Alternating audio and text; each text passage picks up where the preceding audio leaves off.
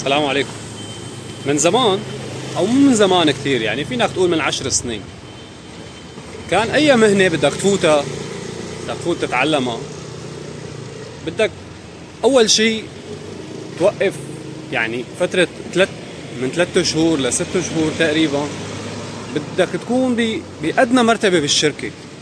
يعني خلينا عم نحكي مثلا بمجال المطاعم والكافيهات، كان اقل شيء بدك تقعد من 3 شهور ل6 شهور بالتنظيف او بالجلي، او يعني اذا كنت محظوظ شوي كوميك بالصالة، بتساعد كابتن الصالة او بتساعد الباريستا او بتساعد الشيف.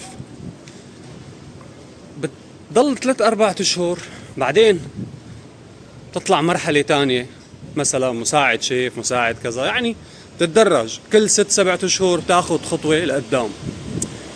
وكان التعليم شوي صعب، مو صعب التعليم، صعب انت تتعلم او حدا يرضى يعلمك اصلا.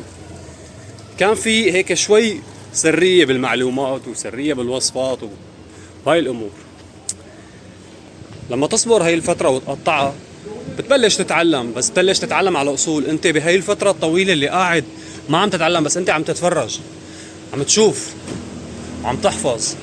فلما تطبق بلش التطبيق يكون عندك سهل، بتبلش حتى انت تضيف لمستك على الشغله اللي انت عم تتعلمها.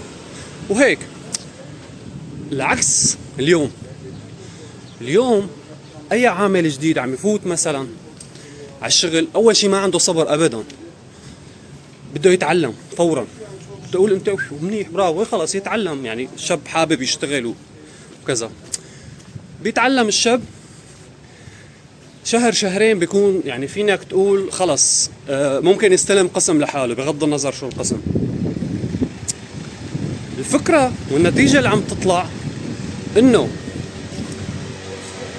بعد ما يتعلم ب3 4 اشهر كذا، تطلع انت انه فعليا هو مو متعلم، يعني هو عم يمشي، عم نسخ لصق وهو ما تعب. فبتحس مو عاطية أهمية للشغلة اللي متعلمها. فالفكرة مو المدة اللي بدك تتعلم فيها، ولا حتى شطارة انك تتعلم بسرعة او شيء. الفكرة انك اي شيء بالدنيا لازم تتعب فيه لحتى تحصله. لما تتعب فيه وتحصل عليه انت بتحافظ عليه وانت بتحبه اكتر. اما لما يجيك على البارد المستريح ويعني بسهولة، اليوم بكبسة زر انت بتفتح اليوتيوب بتلاقي اي وصفة او اي شغلة بدك اياها، سبحان الله ما راح